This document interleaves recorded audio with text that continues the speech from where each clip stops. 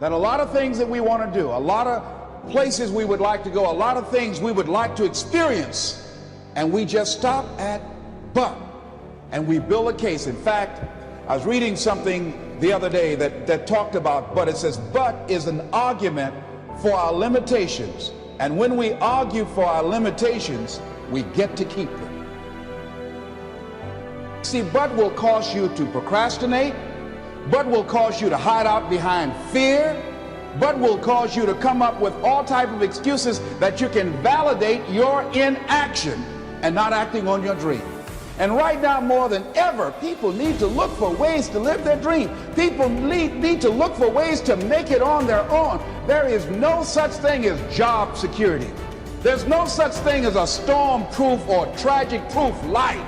There are no guarantees today, ladies and gentlemen. The illusion is gone. There was a time when we graduated from high school, you were told, go to college and get out, and you go and work for a corporation for 30 or 40 years. They'll give you a gold watch and you'll retire. Special announcement, that day is gone. That day is gone, never to return again. So instead of people living in fear, feeling stressed out, feeling powerless, feeling like victims, I think it should be a time that we need to begin to look at ways that we can become an active force in our own lives. Look at ways when we can decide to take charge of our own destiny. Look at ways when we can decide to design a life of substance and begin to truly live our dreams.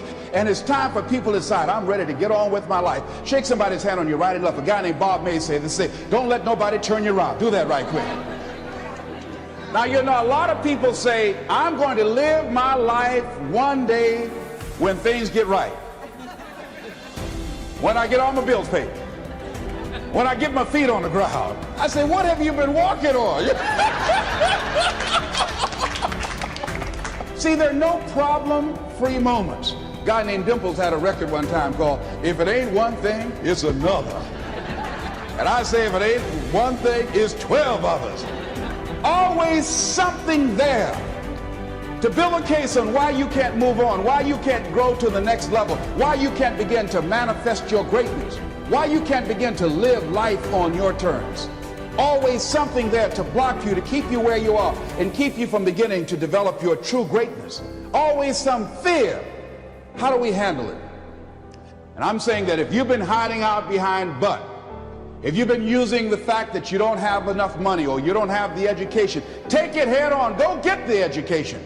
I was saying to a guy the other day who was saying, I said, how old are you? He says, 47 years old. I said, your sister tell me that you can't read. He said, that's right. I said, why? Well, you know, I didn't go to school. I said, excuse me, how old are you? I'm 47. 47? Yes. And you can't read or write? Yes. Have you ever heard of adult school, adult education? Have you decided that you should learn how to read to begin to expand your world? Why are you using that as a racket? Why don't you decide now that you're going to expand your world, that if other people can learn, you could learn too? Well, it's hard for me. Have you been and sit in a class yet? Have you signed up yet? No, I haven't. See, a lot of people say no, ladies and gentlemen, to things, and they don't even know what they're saying no to. They haven't even challenged themselves. He hasn't even gone to sit into a class and say, teach me how to read. Instead, it's been easier for him to go through life, he thinks, trying to play a whole con game, pretending he knows how to do something that he doesn't know how to do. And you know what? Most of us go through life like that. Most of us go through life pretending that we're satisfied where we are, pretending that everything is okay, pretending that we don't have any special goals or ambitions or desires, when really deep down inside we do really want more.